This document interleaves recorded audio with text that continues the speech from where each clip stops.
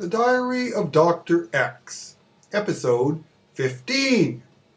The Reality of Egalitarianism 2. Told you there'd be a sequel. So, is egalitarianism a viable political option? In the present day, I mean. We've already talked about the fact that it is the original and most predominant form of political organization in human history. And given the facts of human history, the only possible answer is therefore, yes, isn't it? Egalitarianism is, after all, the original pattern of human political organization. It is human nature, if you will, uncorrupted by the will to power inherent in state-level or hierarchical political systems. And the fact that state-level societies have only recently completed the colonization, assimilation, and destruction of such polities does nothing to change any of this, now does it? I'd say not. Egalitarianism is possible from an empirical or scientific perspective because it has been done before. Period. In fact, it is much more common throughout human history and prehistory than centralized authority is. So there to the naysayers. Many ecological philosophers, appropriate scale theorists, and anthropologists also argue that it is substantive equality, which we've discussed before, and such as egalitarian people's practice rather than formal equality, which represents true equality. This is because everyone is relatively equal, in fact, in such societies, rather than just being equal before the law, at least in theory, as in the so-called democratic hierarchical societies such as our own. Scale theorists such as John Bodley and myself have also pointed out that democracy itself becomes less and less effective with increases in scale. The most democratic pattern, participatory democracy, which is based on consensus decision-making, as I mentioned, seems to work well only in relatively small-scale groups. Representative democracies also become less and less representative and less responsive to the actual needs of the voting public with increases in scale. Just think if we had a global democracy with 1,000 representatives. Each one would represent hundreds of thousands of people, whereas at a municipal level, maybe each representative represents only a few thousand people. See my point? This leaves the question of whether we could realistically recreate an egalitarian society in the contemporary situation, given the reality of the dominance of centralized or CCCP planning in transnational corporate and financial institutions in the contemporary world. The simple answer to this is that both more decentralized political systems and a more decentralized pattern of ownership and organization of economic institutions both imply more egalitarian and democratic patterns of social organization because they are both smaller scale. And since both of these are possible, this implies that a more egalitarian society is possible.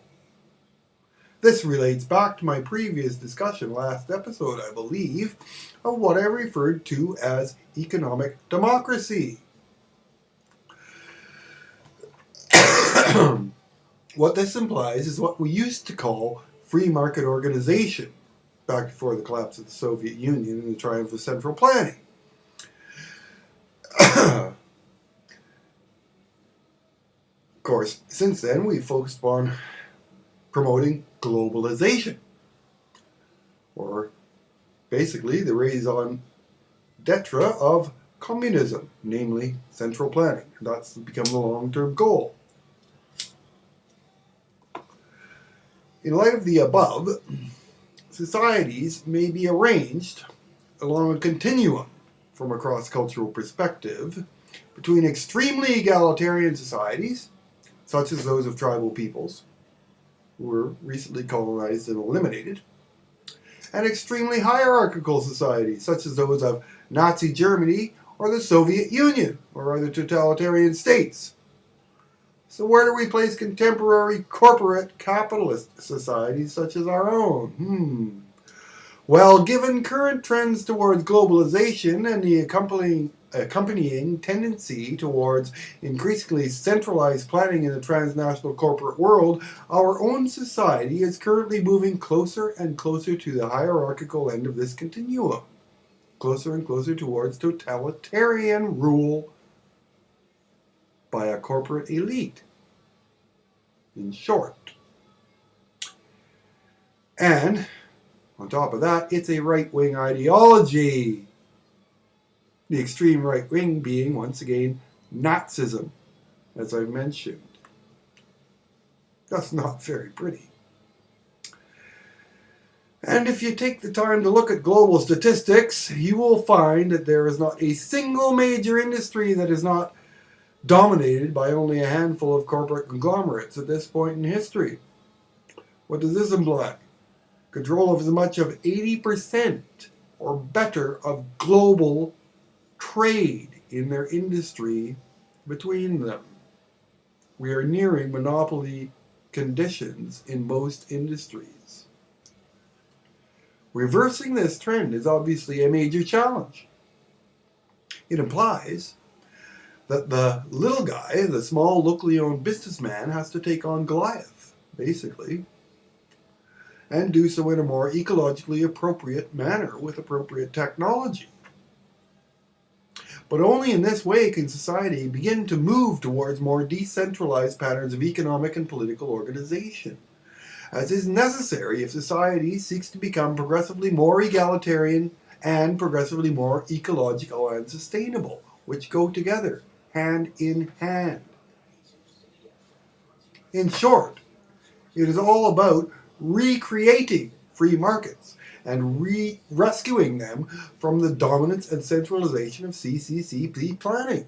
It is all about creating a distinction between small, locally owned businesses and corporate enterprises, as they have completely contrary goals.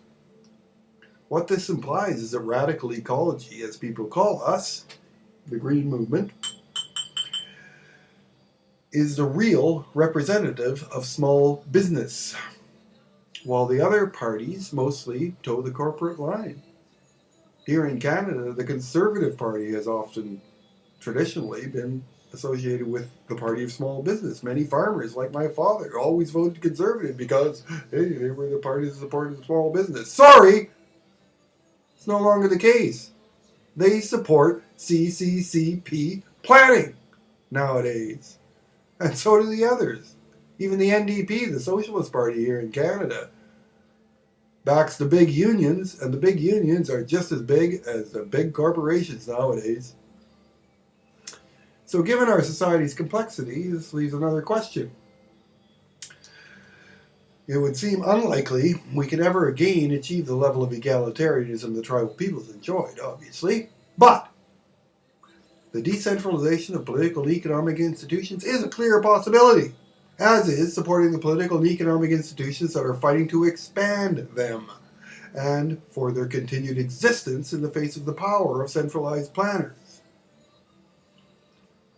An emphasis on greater substantive as opposed to formal equality is also easily realizable at the policy level through progressive taxation. Here in Canada, for example, the highest tax bracket starts at about $150,000 per year in income. While there are people making multiple millions per year who don't get taxed any higher than the middle class does. What a joke. In any case, please remember when discussing ecological issues that business is not the problem, nor profit and free markets. The more business people who will pursue their businesses ecologically and on a small, locally oriented scale while creating freer markets and more substantive equality, the better it is for everyone. The main goal being meeting human needs, including their need for employment, and not the maximization of profit and continuous expansion. It is centralized planning and the corporate mentality promoted through their centralized control of the media, which are raping and destroying our sacred Mother Earth. Also remember that each increment that we can move in the direction towards economic democracy and ecological responsibility is a victory on the long march to a more egalitarian society. And if we could only add up a few tens of hundreds of thousands of those grassroots initiatives, we would be on our way. Now, wouldn't we? Cheers.